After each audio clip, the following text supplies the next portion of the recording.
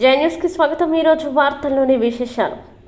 సిద్దిపేట జిల్లా హుస్నాబాద్ పట్టణంలోని ప్రసిద్ధ శ్రీ రేణుకా ఎల్లమ్మ దేవాలయాన్ని దర్శించుకున్న హుస్నాబాద్ మాజీ శాసనసభ్యులు ఉడతల సతీష్ కుమార్, షమిత మరియు ఉడతల ఇంద్రనీల్.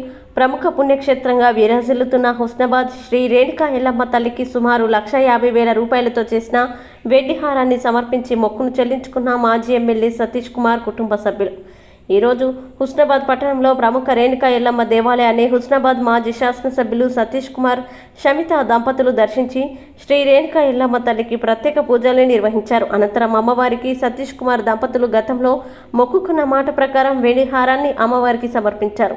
అలాగే పట్టు వస్త్రాన్ని సమర్పించి ప్రత్యేక పూజల్ని నిర్వహించారు. ఆ అమ్మవారి దయతో నియోజకవర్గ ప్రజలు సంతోషంగా ఉండాలని, సకాలంలో వర్షాలు సమృద్ధిగా కురిసి రైతులకి మేలు జరగాలని శ్రీ రేణుకా ఎల్లమ్మ తల్లిని వేడుకున్నారు. అనంతరం వారిని దేవస్థాన కమిటీ చైర్మన్ మరియు కమిటీ సభ్యులు ఘనంగా సన్మానించారు. ఈ కార్యక్రమంలో భారత రాష్ట్ర సమితి పార్టీ స్థానిక మరియు నియోజకవర్గ నాయకులు, కార్యకర్తలు పాల్గొన్నారు.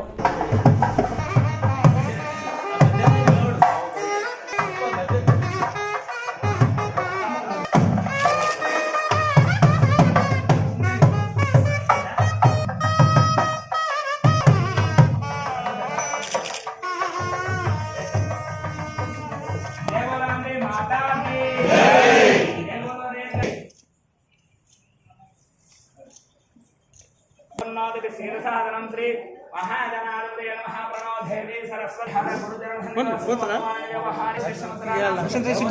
श्रावणमासे द्वादश्यां लक्ष्मीवासरे शुभवासरे कार्दोषगोत्रोद्भवस्यां अग्निकान्तरामन्दस्यां सतीश कुमारं दस्यां धर्मपति सिद्धानं दस्यां इंद्रनीलं दस्यां धर्मपत्नी शंस्तानं दस्यां गोत्रोद्भवस्यां श्रीनिवास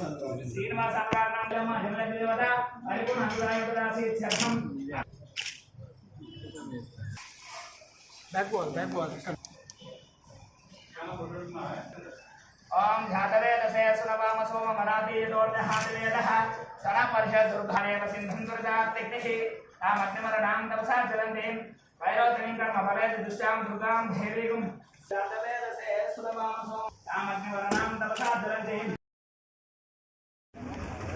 పట్టణంలో కూడా వచ్చిన ఎల్లమ్మ తల్లి, రేణుకా ఎల్లమ్మ తల్లి ప్రతి సంవత్సరం కూడా ప్రతి ఒక్క పండుగ కూడా వచ్చి అమ్మవారిని దర్శించుకునే ఆనవాయితీ అనేది మనకు ఉంది.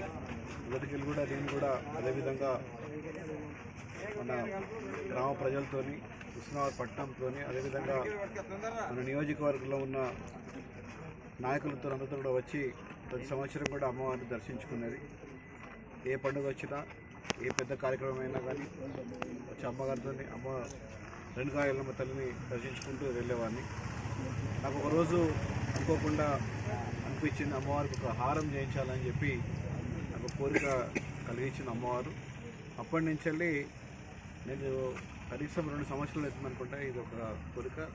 ఎవరికి చెప్పినా కానీ అది ఎందుకో ఏదో రకంగా పోస్ట్పోన్ అవ్వకుండా రావడం జరిగింది.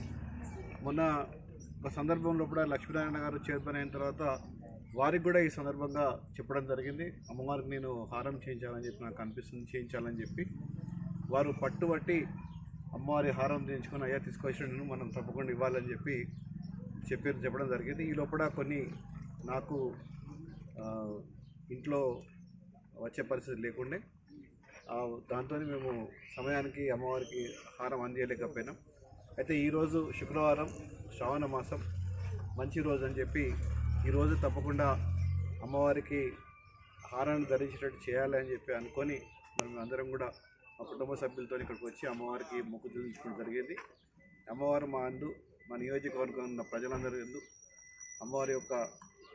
వారి యొక్క ఆశీస్సులు, అదేవిధంగా ప్రతి ఒక్క కార్యక్రమం లోపల దిగ్విజయంగా ముందుకు పోయేటట్టు వారు ఆశీర్వదించాలని చెప్పి ఈ ప్రాంతం అంతా కూడా సుభిక్షంగా, సంతోషంగా ఉండాలని చెప్పి అమ్మవారిని కోరుకుంటూ, ప్రత్యేకంగా ఈ సందర్భం పెట్టవలసి వచ్చిందంటే మా నాయకురాలు కవితకు కూడా ఈ మధ్య లోపలనే బెయిల్ ద్వారా వచ్చింది కాబట్టి అమ్మగారు తప్పకుండా అందరూ కూడా చాలా గొప్పగా మా అందరిని ఆశీర్వదిస్తారని చెప్పి నమ్మకం కూడా నాకు ఉందని తెలియజేసుకుని అందరూ కూడా ఉదయం నమస్కారం.